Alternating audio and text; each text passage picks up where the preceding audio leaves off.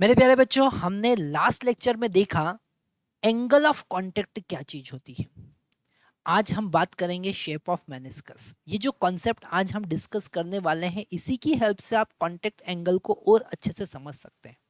Okay, यहाँ पर अगर हमने एक टेस्ट ट्यूब लिया, ओके ध्यान से समझना है, अगर हमने यहाँ पर एक टेस्ट ट्यूब लिया, ये हमने एक टेस्ट ट्यूब लिया, ओके, और इसमें अगर हमने वाटर फिल किया, ओके, इसमें हमने अगर वाटर फिल किया, तो यहाँ पर हमने वाटर फिल कर दिया और उसका जो शेप बनेगा, मेनिस्कस का शेप बनेगा, वो कैसा बनेगा?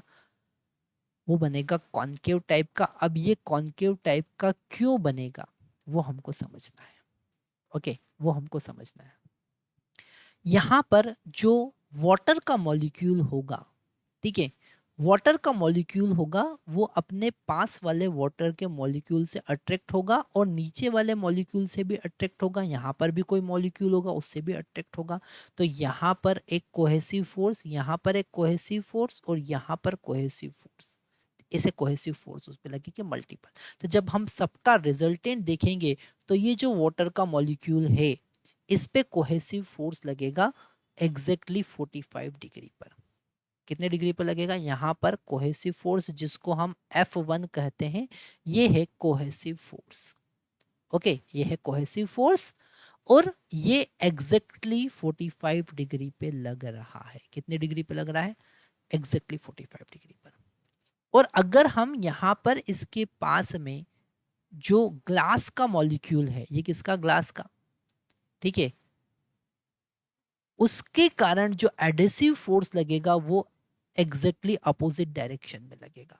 इसके कारण जो एडेसिव फोर्स लगेगा वो कैसा लगेगा? एग्जैक्टली अपोजिट डायरेक्शन में लगेगा, परपेंडिकुलर लगेगा, जिसको हमने F2 कहा। और इस F2 को आप लिख सकते हैं एडहेसिव फोर्स। क्या लिख सकते हैं? Adhesive force.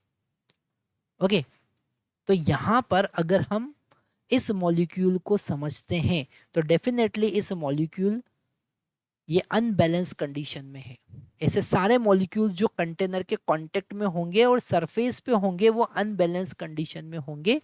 तो अगर हम रिजल्टेंट फोर्स की बात करें, यहाँ पर रिजल्टेंट फोर्स निकालने के लिए हम क्या करेंगे? रिजल्टेंट फोर्स निकालने के लिए हम इस F1 को रिजोल्व करेंगे, तो उसका हॉरिजॉन्टल कंपोनेंट आएगा F1 cos 45 डिग्री और वर्टिकल डाउनवर्ड कंपोनेंट आएगा, यहाँ पर कलर हम चेंज कर लेते हैं, व्हाइट कलर ले लेते हैं। वर्टिकल डाउनवर्ड जो कंपोनेंट आएगा वो आएगा F sin 45 डिग्री। ओके, और यहाँ पर फर्स्ट केस हम देखते हैं, केस नंबर 1। केस नंबर 1 देखते हैं। ए, अगर एडेसिव फोर्स ज्यादा है, F2 is greater than F1 cos 45 degree, मतलब कि F2 is greater than F1 by √2। Okay, मतलब कि √2 times of F2 is greater than F1। अगर ये कंडीशन है, ये कंडीशन है, तो रिजल्टेंट जो आएगा, अब यहां पर जो रिजल्टेंट इन दोनों का, F2 ज्यादा है इसके कंपैरिजन में, तो इन दोनों का सब्ट्रैक्ट करने के बाद जो रिजल्टेंट आएगा वो बाहर की तरफ आएगा। और जो मेन फाइनल इन दोनों का रिजल्टेंट होगा किसका? F2 माइनस F1 cos 45 और F1 sin 45 का जो रिजल्टेंट होगा वो आउटसाइड होगा। तो ये है रिजल्टेंट। ओके, तो ये हमने फर्स्ट केस देखा और इस रीजन से जो मेनिस्कस बनेगा वो कॉनकेव टाइप का बनेगा। ओके, यहां पर यही रीजन है, क्योंकि हम यहां पर लिख सकते हैं since the resultant force, the resultant force is outside, outside the container, ठीक है, आउटसाइड द सरफेस। हम ऐसा भी लिख सकते हैं जैसा डायग्राम में हमको दिख रहा है ना, बाहर बन रहा है, आउटसाइड बन रहा है ना। रिजल्टेंट फोर्स जो है वो आउटसाइड है। दस shape of meniscus, okay, shape of meniscus is concave, is concave. कैसा बनेगा? कॉनकेव शेप बनेगा। ओके, अब यहां पर कुछ और कंडीशन जो हम यहां पर लिख लेते हैं, आपको इसी के नीचे आगे कंटिन्यूशन में लिखना है। यहाँ पर और कुछ कंडीशन है, वो कंडीशन क्या है, अगर ऐसा केस होगा shape of meniscus concave type का होगा तो यहाँ पर थीटा का वैल्यू लेस देन, थीटा बोले तो contact angle less than 90 degree होगा। ठीक है, कॉन्टेक्ट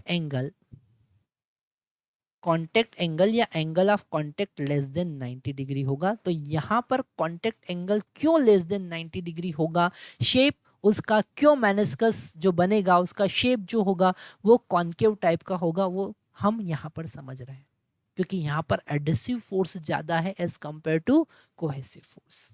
ओके, हम यहाँ पर थर्ड एक और कॉन्सेप्ट देखेंगे, इट विल शो, अगर ऐसा केस है तो इट विल शो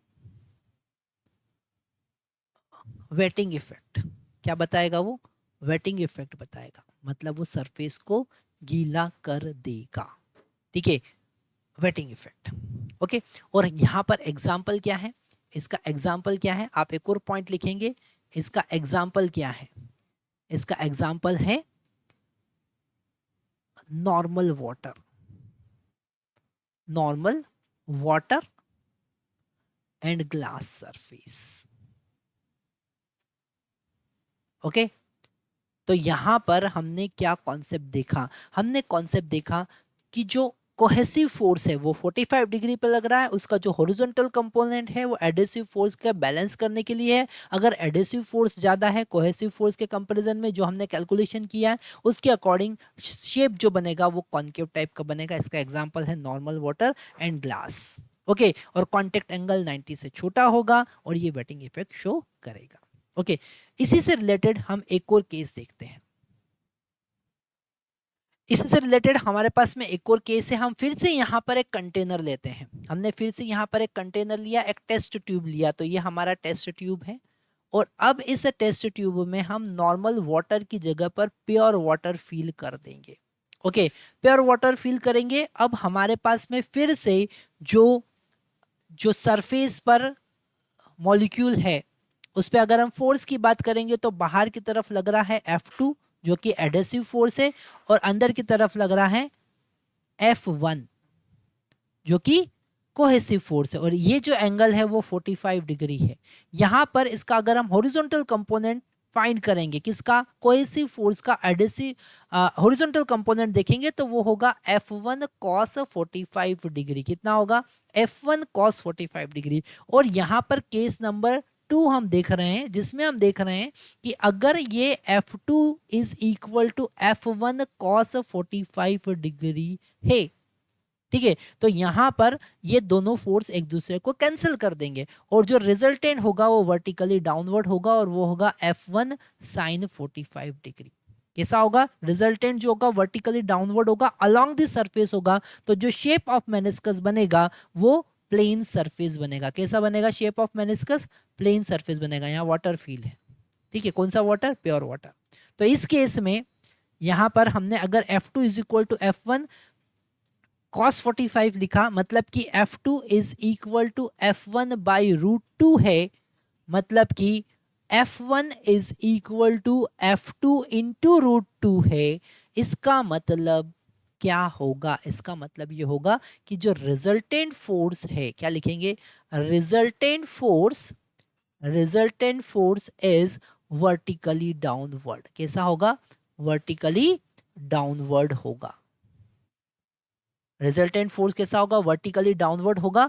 और इस रीजन से शेप ऑफ मेनिस्कस अगर हम देखें, शेप ऑफ मेनिस्कस अगर हम देखें will be plane, plane surface. कैसा बनेगा, प्लेन सरफेस। और यहां पर हम अगर केसेस देखें, कांटेक्ट एंगल की हम बात करें, कांटेक्ट एंगल की अगर हम बात करें, मतलब थीटा की अगर हम बात करें तो वो 90 डिग्री होगा। क्या होगा, 90 डिग्री। और यहां पर वेटिंग इफेक्ट शो होगा। ओके, वेटिंग इफेक्ट शो होगा। और यहां पर एग्जाम्पल हमारे पास में है प्योर वाटर। क्या है, pure water and glass surface, and glass surface. Okay, तो ये केस हमने देखा। लास्ट थर्ड केस और बड़ा इंटरेस्टिंग है जो आपको ध्यान से समझना है। लास्ट थर्ड केस जहां पर हम मर्क्यूरी फील करेंगे और शेप ऑफ मेनिस्कस जो होगा वो कॉन्वेक्स टाइप का होगा। वहां पर हम अब मर्क्यूरी फील करेंगे और वहां का एडहेसिव फोर्स जो है वो वीक होगा और कोहेसिव फोर्स स्ट्रांग होगा। तो आप यहाँ पर केस देख सकते हैं F1 cos 45 उस केस में जो आएगा वो ज्यादा होगा और F2 कम होगा। इसलिए शेप ऑफ मेनिस्कस जो होगा, जो रिजल्टेंट फोर्स होगा, डेफिनेटली इस साइड का फोर्स ज्यादा है तो रिजल्टेंट जो बनेगा वो इनसाइड बनेगा, है ना। अगर F1 cos 45 ज्यादा है इस F2 से तो डेफिनेटली रिजल्टेंट जो बनेगा वो इनसाइड बनेगा और शेप ऑफ मेनिस्कस कैसा बनेगा, कॉन्वेक्स टाइप का बनेगा। और उसका एग्जांपल क्या है, मर्क्यूरी ग्लास सरफेस। एग्जांपल है मर्क्यूरी ग्लास सरफेस और यहां पर जो कांटेक्ट एंगल होगा वो ग्रेटर देन 90 डिग्री होगा। ओके तो उसका केस हम वापस से एक बार देखते हैं ताकि आपके माइंड में सारी चीजें बिल्कुल फिक्स हो जाए, है ना। तो अब अगर हम थर्ड केस देखते हैं, थर्ड केस कौन सा है, थर्ड केस हमने फिर से एक टेस्ट ट्यूब लिया, है ना।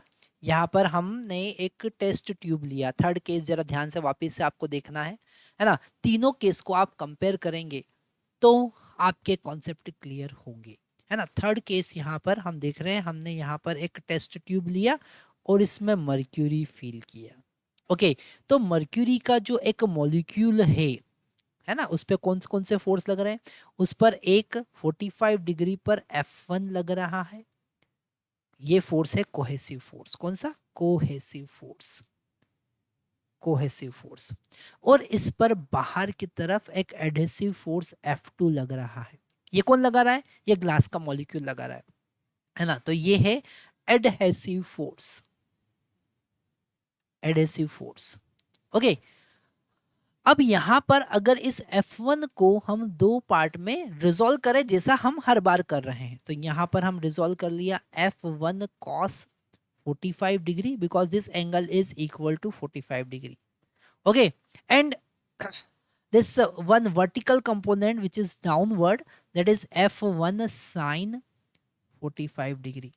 अब यहां पर F2 जो है that is adhesive force is less than F1 cos 45 degree.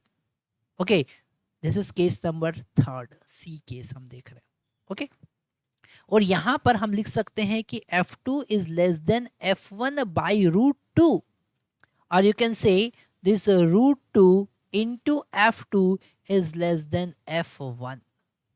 Okay तो ये हमारे पास एक कंडीशन आया और अगर ऐसा हुआ मतलब F1 cos 45 की डायरेक्शन में इन दोनों का सब्ट्रैक्शन होगा, इसका और इसका। यहाँ पर हमने ब्लैक कलर ले लिया, जरा ध्यान से समझना, आपको कॉन्सेप्ट बिल्कुल समझ में आएंगे। इसका और इसका जो सब्ट्रैक्शन होगा वो इस डायरेक्शन में होगा और फिर हम एक हॉरिजॉन्टल कंपोनेंट और वर्टिकल कंपोनेंट का जो रिजल्टेंट लेंगे वो रिजल्टेंट कहीं यहाँ पर मिलेगा हमको ऐसा। This is the resultant R which is inside the liquid. तो यहाँ पर आप लिख सकते हैं thus the resultant क्या लिखेंगे, resultant is inside the liquid, inside the liquid, liquid के अंदर होगा। Okay thus shape of meniscus, shape of meniscus, meniscus is convex, convex। और एग्जाम्पल क्या है यहां पर, एग्जाम्पल है मर्क्यूरी ग्लास,